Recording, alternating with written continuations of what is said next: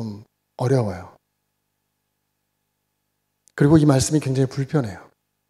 이 말씀 없이 그냥 거짓 선지자 정도 선에서만 말씀을 하시고 말씀을 마치셨다면 우리에게 큰 어려움이 없을 텐데 이 말씀들이 저도 그랬어요. 항상 이 말씀들이 좀 걸렸어요. 그럼 도대체 외형적으로 쉽게 판단할 수 없는 정말 누가 주의 자녀이고 정말 누가 주의 일을 하는지에 대한 명확한 어떤 기준도 제시되지 않은 겉으로 봐서 모른다는 이야기잖아요. 마지막 때가 되어서야만 안다는 이야기잖아요. 그렇다면 우리 중에 누가 어쩌면 자기 자신 스스로도 어떻게 확신을 할 수 있을까요? 내가 정말 벗어남 없는 주의 길을 가고 있다라고 스스로 그렇게 확신할 수 있을까요? 그게 만약에 주님과 전혀 상관없는 자기 최면이거나 그냥 자기 확신에 지나지 않는다면 이것보다 더 허망한 일은 없을 것 같아요. 정말 제가 열심히 최선을 다해서 주의 일을 하면서 스스로 생각할 때 주의 일을 하면서 많은 일도 하고 심지어 권능도 행하고 마지막 날까지 달려가서 주님을 딱 배웠는데 주님께서 나는 너를 도무지 알지 못하겠다. 불법을 행하는 자 내게서 떠나가라 라고 제게 말씀하신다면 그때 제가 뭐라고 항변할 수 있을까요? 그래서 저는 오늘 우리가 본문에서 읽지는 않았지만 같은 7장 말씀에 보면 우리가 잘 아는 말씀이 있어서 그 말씀을 잠깐 찾아서 한 번 더 읽어보도록 하겠습니다.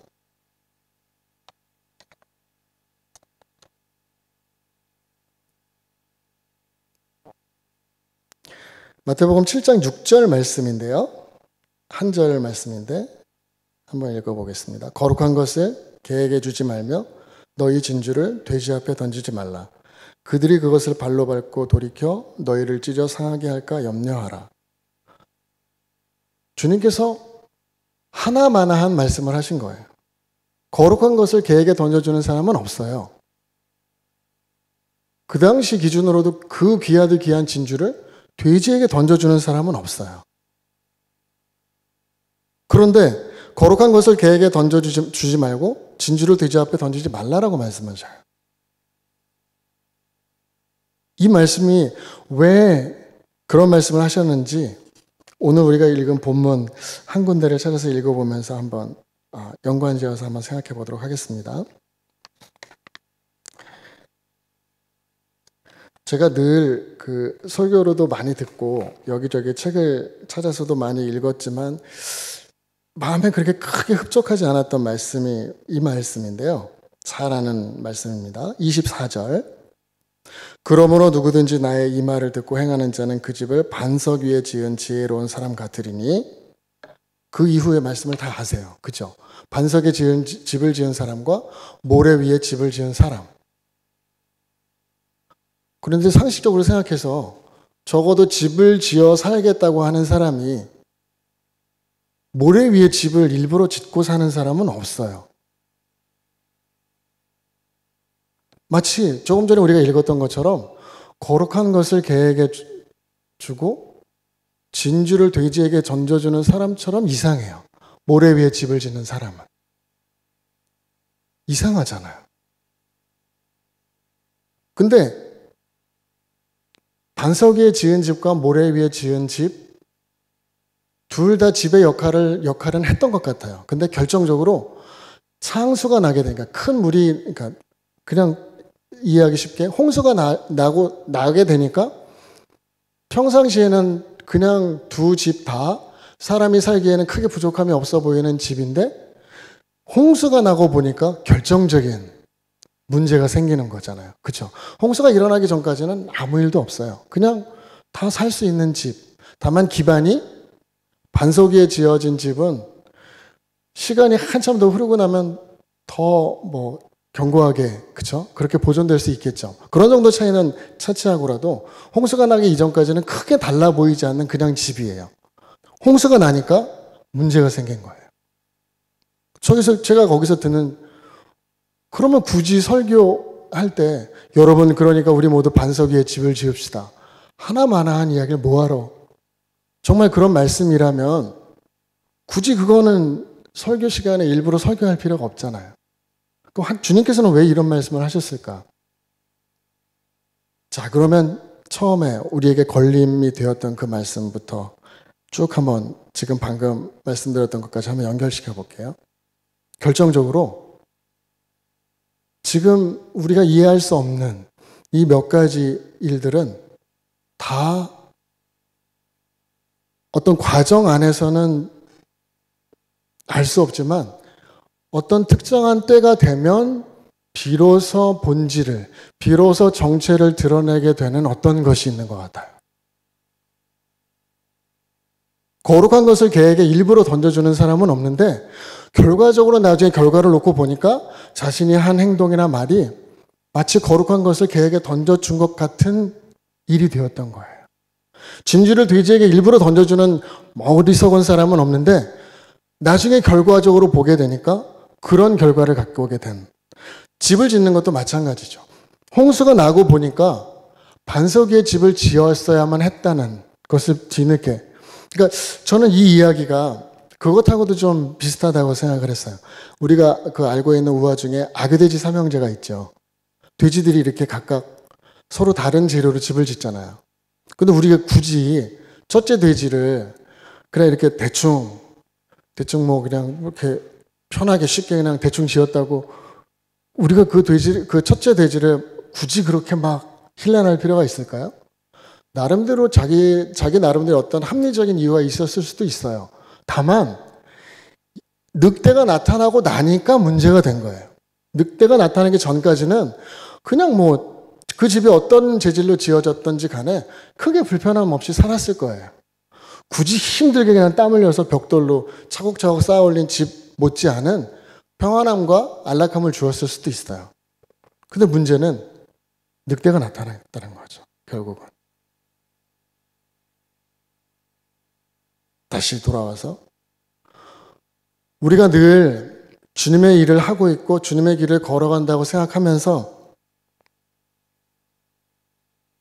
걸어가는 동안에는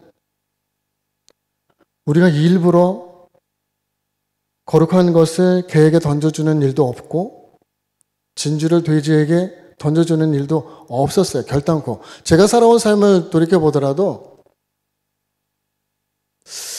완전히 없다고는 할 수 없나요? 돌이켜보니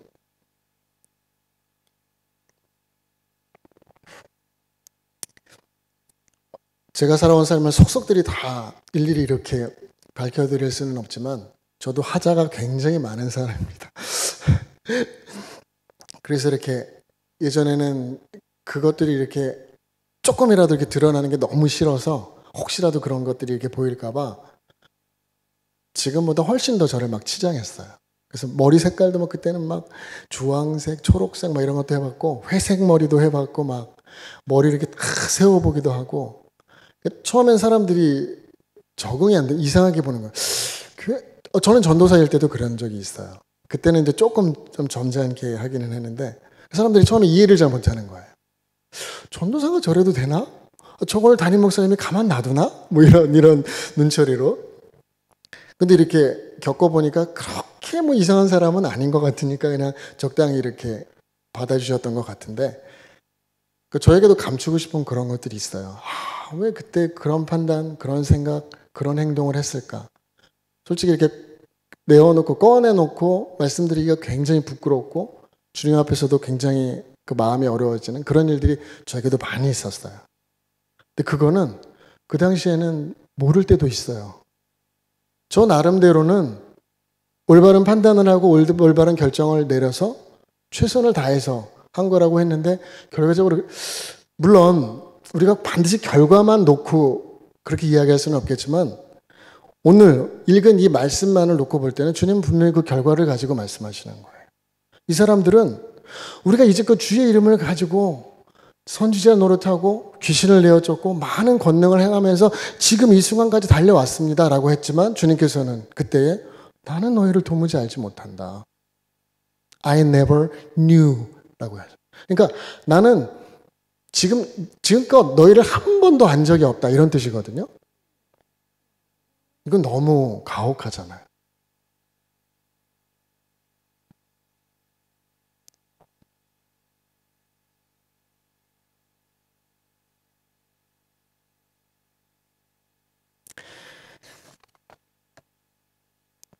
그러면서 저는 그 열매 맺는 것에 대해서 말씀하셨던 부분이 아마 어쩌면 오늘 우리에게 이 말씀을 이해하는데 작은 단서를 주님께서 주실 것 같다는 생각을 했습니다. 그 말씀을 잠깐 찾아서 한 번 더 읽어보겠습니다. 우리가 읽었던 7장 15절부터 거짓 선지자들을 삼가라 양의 옷을 입고 너희에게 나오나 속에는 노략질하는 일이다. 근데 거짓 선지자라는 건 이미 정체가 드러났을 때에만 알 수 있는 거잖아요. 정체가 드러나기 전까지는 이 거짓 선지자는 일인데, 본질은 일인데 뭘 위에 입고 있어요? 양의 옷을 입고 있어요. 알 수가 없어요. 그러니까. 근데 알 수 있는 유일한 단서가 있는데 그것이 무엇인가 하면 열매라고 하셨어요. 열매.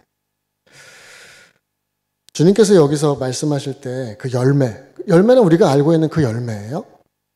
근데 그 열매로 알 수 있는 것이 있다. 근데 그렇게 뭐 특별한 어떤 비책을 말씀해 주신 것 같지는 않아요.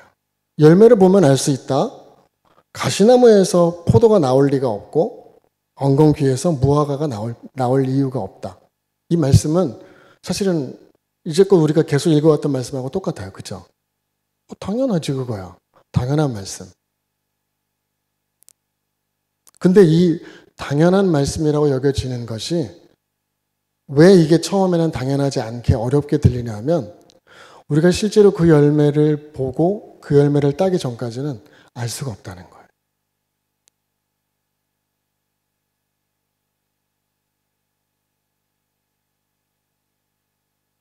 여기서 주님께서는 가시나무에서 포도, 엉겅퀴에서 무화과 이렇게 아주 극단적인 그런 예를 드셨지만 실제로 우리 대부분의 경우에 있어서는 어떻게 되냐면 다 똑같은 포도나무예요. 다 똑같은 혹은 우리가 그냥 쉽게 볼 수 있는 만약에 똑같은 다 사과나무예요. 그 나무들에서 어떤 열매가 맺히게 될지는 알 수가 없어요. 맺기 전까지는. 똑같은 사과나무에서도 좋은 사과가 열리는가 하면 좋지 않은 사과가 열리기도 해요. 그건 틀림이 없어요. 그래서 우리에게 어려움이 있다고 하는 것입니다.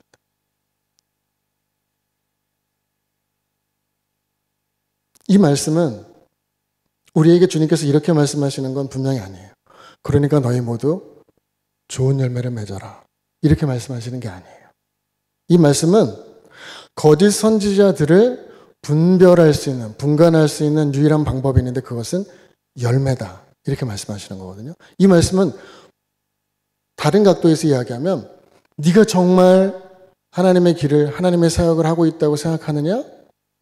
그렇다면 너가 정말 그렇게 내가 믿는 대로 그렇게 살아가고 있는지에 대한 증거는 내 삶에 맺고 있는, 내 삶이 맺고 있는 열매를 보면 알 것이다. 라고 말씀하시는 거예요. 근데 저는 여러분이 제 삶에 어떤 열매가 맺히고 있는지 모르시잖아요. 제가 꺼내서 보여드리기 전까지는. 그리고 꺼내서 보여드리는 열매가 진짜 제가 맺은 열매인지 옆에서 좋은 걸 사다가 보여드리는 건지 모르시잖아요. 마찬가지로 저도 여러분의 삶 속에 어떤 열매들이 맺히고 있고 어떤 열매들이 소출되고 있는지는 몰라요. 그건 주님께서 또 이렇게 말씀하시는 거라고 저는 생각해요. 다른 사람의 열매 신경 쓰지 마. 너하고 아무 상관없어. 마치 그런 느낌이에요. 베드로가 주님, 요한은 어찌 될까요? 그랬더니 주님께서 야, 요한 내가 올 때까지 살려둔다고 한들 그게 너와 무슨 상관이야? 너는 너의 길을 가라. 이 말씀을 끊임없이 하시는 거예요. 근데 우리나라가 조금 더 그런 느낌이기도 한데 너무 주변을 신경 쓰는 것 같아요. 내 삶에서 어떤 열매가 맺히고 있는지에 대한 관심보다 오히려 어떤 때는 더 다른 사람은 어떤 열매를 맺고 있는지를 너무 신경 써요. 그리고 그거를 심지어 그냥 관심만 갖는 것까지는 뭐 용서가 되는데 간섭을 하려고 그래요. 저는 그거를 조금 심한 표현으로 감히라고 표현하는데, 감히 간섭을 해요. 그렇다고 자기가 나한테 해줄 수 있는 게 뭐가 있는데. 그렇죠? 자, 교회는 이런 모습인 것 같아요, 저는. 우리 모두가 다 주님께서 말씀하신 것처럼 젖붙여 졌던, 주님께서 손수 심으셨던, 우리는 다 포도나무잖아요, 주님 안에서. 다 각각 열매를 맺을 수 있는 사람들이고 또 열매를 맺고 있는 사람들이에요. 근데 이 한 사람 한 사람은 다 제각각 독립적이고 다 존중받아야 되는 그런 사람들인 거예요. 교회라는 건 우리가 다 알고 있는 것처럼 건물이 아니에요, 원래. 그렇죠? 교회는 한 사람 한 사람이 다 교회예요. 우리 모두를 다 각자 하나님께서 교회로 부르셨어요. 그리고 이 교회와 교회가 모여서 조금 더 큰 교회를 이루는 거예요. 이 조금 여러 사람이 모인 교회가 함께 모여서 예배 드릴 수 있고 찬양할 수 있고 다른 사람들에게 방해되지 않게 우리가 마음껏 기도할 수 있는 공간이 필요하니까 건물도 짓게 되는 것이고 이렇게 하는 것이지, 교회라는 건물을 먼저 지어놓고 사람들을 그 안에다 다 불러 모은 다음에 그 사람들을 교회로 만드는 게 아니거든. 교회가 모였기 때문에 건물이 필요해서 짓고 그냥 편의상 교회라고 부르는 거예요. 그러니까 주님께서는 우리 한 사람 한 사람 모두에게 그런 열매들을 보고 싶어 하셔요. 그 열매가 좋은 열매인지 나쁜 열매인지는 주님께서 판단하셔요.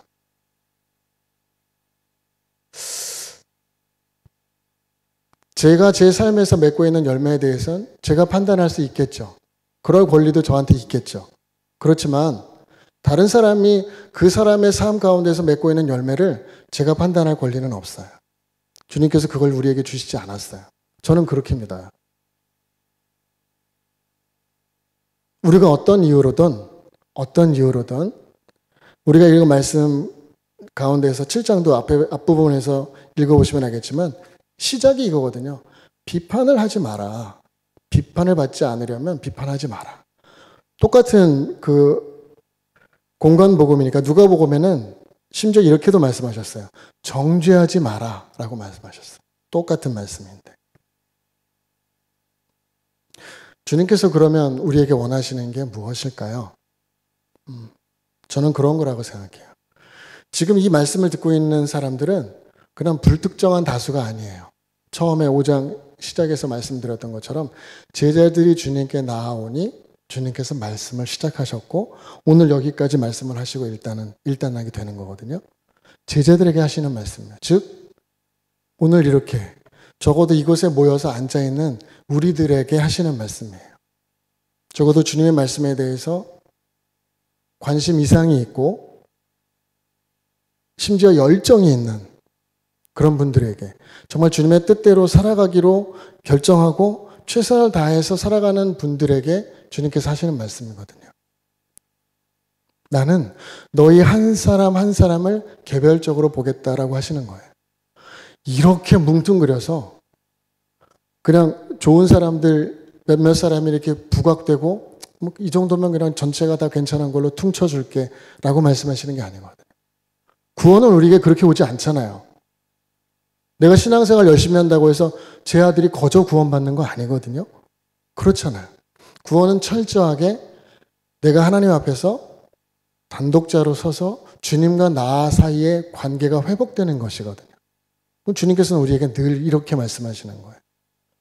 나는 너의 삶에서 너의 삶이 나무라고 한다면 그 나무에서 어떤 열매가 맺히는지 보고 싶다. 그 열매를 가지고 너를 판단하겠다. 라고 말씀하시는 거예요.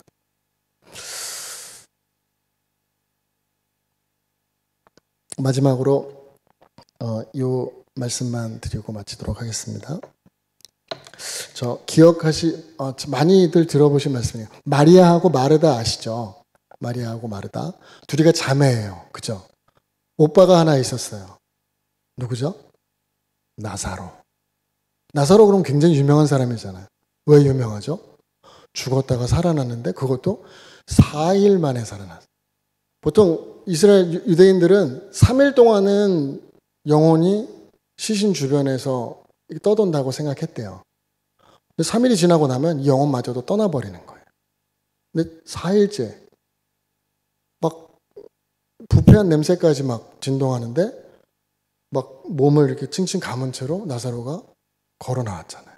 그 나사로의 그 유명한 그 나사로의 그 여자 형제들 마리아하고 마르다인데 한 번은 이런 일이 있었어요. 예수님께서 그 집을 자주 들리셨다고 하는데 그날도 집에 들러서 이렇게 사람들과 더불어서 말씀을 이렇게 나누고 있는데 마르다는 음식을 준비하느라고 막 분주하게 기억나시죠? 막 열심히 하는데 일손은 부족하고 마리아가 저 주님 이렇게 발치에 앉아가지고 막 주의 말씀 막 열심히 듣고 있어요. 평소 같으면 괜찮은데 짜증나잖아요. 누구는 뭐 그러고 싶지 않나? 근데 어쨌든 대접을 해야 되니까 주님을 막 열심히 하는데 너무 화가 나서 결국 폭발한 게 그래도 점잖아요. 주님을 탁 가서 주님 얘 좀 일하게 좀 내보내 주세요. 좀 알아듣기 좀 타일러 주세요. 제가 아무리 얘기해도 말을 듣지 않네요. 이 정도잖아요. 근데 주님께서 이런 말씀을 하셨어요. 마르다야 마르다야 내가 이것저것 너무 분주한데 이 마리아는 좋은 것을 선택했으니 빼앗기지 않을 것이다.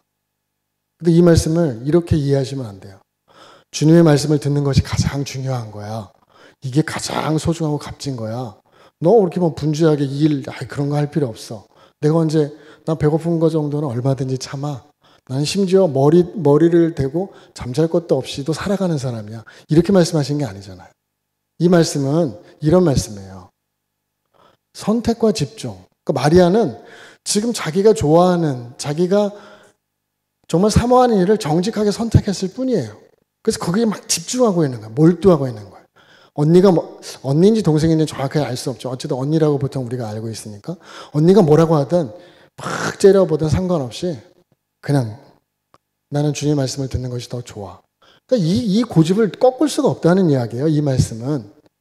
굳이 그것을 막 손에서 빼앗아가지고 이것은 잘못됐어. 이렇게 해야 돼. 라고 이야기할 필요가 없다는 거예요. 왜냐하면 이 이야기하고는 좀 다르지만 정말 그것이 좋은 것, 나쁜 것, 시비에 관한 판단이 나중에 필요하다면 그것에 대한 책임은 자기가 지면 돼요. 왜 그거를 그렇게 막 간섭하려고 너 그렇게 하면 안 돼. 이렇게 우리가 아이들 키울 때도 그러잖아요. 넌 뭐가 되려고 지금 게임만 그렇게 하냐? 이 정신 나간 놈.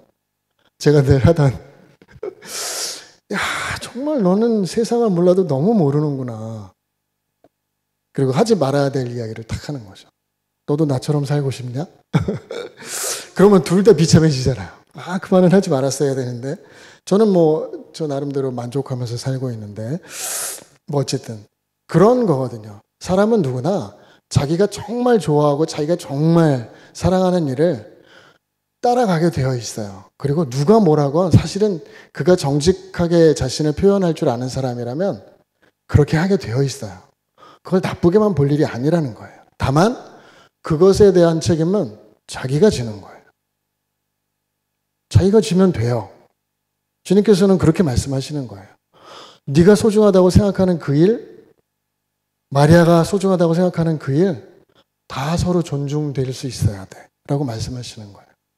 그러니까 주님은 마르다 나름대로 사랑하시고, 마리아도 마리아 나름대로 사랑하시고, 이 두 여인은 정말 대단한 것 같아요. 저는 참, 웬만한 남자 될 것도 아닌, 마르다는 굉장히 유명한, 제가 정말 좋아하는 그 딱 장면이기도 한데, 예수님이 너무 늦게 오시니까 막 마르다가 달려나가서 예수님을 딱 맞아 막 울면서 얘기했어요. 예수님께서 여기 계셨더라면 우리 오빠가 죽지 않았을 텐데요. 그랬더니, 괜찮아.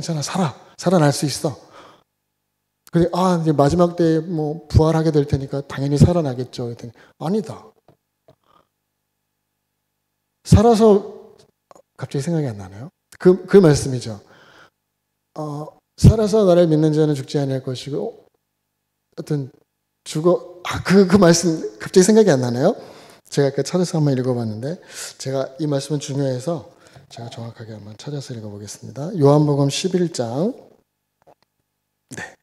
25절에서 예수님께서 이렇게 말씀하세요. 마르다가 예수님께서 23절에서 이렇게 말씀하셨어요. 예수께서 이르시되 내 오라비가 다시 살아나리라. 그랬더니 마르다가 24절에서 이르되 마지막 날 부활 때에는 다시 살아날 줄을 내가 아나이다. 그랬더니 25절에서 예수께서 이르시되 나는 부활이요 생명이니 나를 믿는 자는 죽어도 살겠고 무릇 살아서 나를 믿는 자는 영원히 죽지 아니하리니 이것을 내가 믿느냐? 그랬더니 마르다가 이렇게 대답해요. 이르되 주여 그러하이다. 주는 그리스도시요 세상에 오시는 하나님의 아들이신 줄 내가 믿나이다. 이거 우리가 아는 말씀이잖아요. 이 말씀 때문에 지금 캐톨릭이 존재하고 있는데, 그렇죠? 베드로. 그 위대한 신앙 고백. 이 신앙 고백 위에 내가 교회를 세우리니 음부의 권세가 해하지 못할 것이다. 주님께서 말씀하셨던 그 고백을 지금 마르다가 하고 있어요. 그냥 평범하게 일만 할 줄 아는 여자가 아닌 거예요. 대단한 사람인 거예요. 근데 마르다가 선택한 것도 주님께서 보시기에는 사랑스럽고 마리아가 선택한 것도 사랑스러워요. 이 마리아는 나중에 그 문둥병자 시몬의 집에서 식사하실 때 자신의 머리를 풀어서 향유를 그 발에 붓고 그 머리털로 예수님의 발을 닦아드렸던 바로 그 마리아잖아요. 이 둘은 다시 살아난 나사로부터 시작해서 이 남매들은 정말 어떻게 이렇게 자, 말씀을 이제 맺도록 하겠습니다. 저는 우리 참사랑교회가 이런 공동체가 되었으면 좋겠습니다. 사실 우리가 원하든 원하지 않던 사실 여기 저뿐만 아니라 저도 그런 경험이 있지만 여기 앉아 계신 분들도 큰 교회에서도 이렇게 신앙생활 해보신 그런 경험들이 있으시잖아요. 교회가 어떤 때는 한 사람 한 사람이 이렇게 마치 우리가 좀 유치하지만 밥알에 비유한다면 밥알 한 올 한 올이 막 이렇게 살아있는 전 그런 밥을 되게 좋아하거든요. 쫄깃쫄깃하고 쫀득쫀득한 거. 저는 이게 밥이 질다 그러면 안 먹어요. 진밥은 도저히 아니 그 귀한 쌀을 가지고 왜 밥을 질게 해가지고 이건 밥도 죽도 아닌 왜 그런 밥을 구태여 그렇게 막 만들어서 먹고 있는지 저는 이해를 못하겠더라고요. 밥알 하나하나에 다 살아있어야 돼요. 막 그렇게 그냥 밥알이 막 이렇게 어떤 건지 아시죠? 저는 그렇게 우리 참사랑 공동체 안에 속한 모든 한 사람 한 사람들이 그렇게 좀 다 이렇게 살아있으면 좋겠어요. 생생하게. 그래서 다 각자 조금씩 모양은 다르고 색깔도 다르지만 각자 보기에 아름답고 주님 보시기에 좋은 열매들을 각자가 다 이렇게 맺을 수 있었으면 좋겠어요. 그럴 때 주님께서 이렇게 보시기에 아름답고 귀한 과수원일 수도 있고 그쵸? 그런 모습 아닐까요? 근데 이게 교회가 자꾸 이렇게 커져가고 조직화되고 뭔가 이렇게 막 덩치가 너무 커지다 보면 이 한 사람 한 사람이 이렇게 확 쓸려버리거나 묻혀버리는 그런 일들이 사실은 있더라고요. 그냥 휙. 저는 그게 가장 좀 안타까웠어요. 하나님께서 우리에게 그런 은혜를 주실 거라고 저도 믿는데 우리가 나중에 큰 교회를 이루게 되더라도 저는 정말 우리 한 사람 한 사람이 그렇게 좀 살아있었으면 좋겠어요. 생생하게. 적당히 이렇게 묻어가지 마시고 적당히 이렇게 그냥 있는 듯 없는 듯 숨지 마시고 아니 내가 내 구원을 위해서 열심히 신앙생활하는데 왜 그래야 돼요? 저는 좀 그런 편이었거든요, 사실. 저는 사람들 앞에 막 나서는 것도 굉장히 불편하고 뭔가 이렇게 그게 이렇게 편한 사람은 아니었어요, 성격상. 그냥 이렇게 조용히 그냥 뭐 이렇게 특별히 날 이렇게 불편하게 하거나 이렇게 막 간섭하거나 건드리지만 않으면 크게 문제 일으키지 않고 그냥 있는 듯 없는 듯 그렇게 지내는 걸 좋아했던 사람이었는데 근데 지나놓고 보니까 굳이 그럴 필요가 없을 것 같더라고요. 여러분 한 사람 한 사람이 다 소중한 분들이에요. 그리고 한 사람 한 사람 다 각자에게 주님께서 조금씩 다르지만 다 주신 은사와 달란트가 있어요. 이것들이 막 교회라는 이 공동체 안에서 마음껏 발휘되고 또 그것들이 발휘됨을 통해서 내 옆에 있는 내 형제 자매들이 도움을 얻기도 하고 때로 격려를 받기도 하고 또 내가 그렇게 반대로 받고 또 세움을 입기도 하는 이런 일들이 이렇게 막 정말 뜨겁게 유기적으로 이게 정말 교회의 모습이거든요. 초대교회가 이렇게 했었고 그러니까 교회는 조직적으로 잘 굴러가는 어떤 집단이 아니라 정말 한 사람 한 사람이 다 부족함 없이 주님의 은혜를 마음껏 누리면서 그것들을 또 함께 나누면서 살아가는 그렇게 하다 보면 굳이 우리가 살아가면서 매 순간마다 바울은 너희가 선줄로 생각하느냐? 넘어질까 주의하라. 늘 긴장하고 근데 그건 바울의 성격이기도 해요. 꼬장꼬장하고 생긴 것부터가 막 예사롭지 않잖아요. 바울은. 그렇게 정말 평생을 그렇게 살아갔던 바울이니까 가능했어요. 그런 어떤 어느 정도의 그 적정한 그 긴장감도 필요하겠지만 우리가 늘 그렇게 긴장만 하고는 살아갈 수 없잖아요. 그냥 항상 주님께 우리가 집중하고 주의 음성을 듣는데 우리가 우리의 삶을 온전히 들이되 그때그때 최선을 다해서 기쁜 마음으로 즐겁게 길을 걸어가다 보면 마지막엔 주님께서 평가하시겠지만 그렇게 크게 주님의 길에서 벗어남이 없는 그런 삶이 될 거라고 저는 확신합니다. 하나님께서 또 그렇게 우리를 인도해 가실 것이고 우리를 홀로 내버려 두는 분이 아니시기 때문에 저는 그럴 거라고 생각해요. 우리가 주님 안에서 정말 그렇게 즐겁게 또 자신을 마음껏 드러내고 또 발산하면서 그렇게 즐겁게 신앙생활하는 모두가 되었으면 좋겠습니다. 잠깐 기도하겠습니다.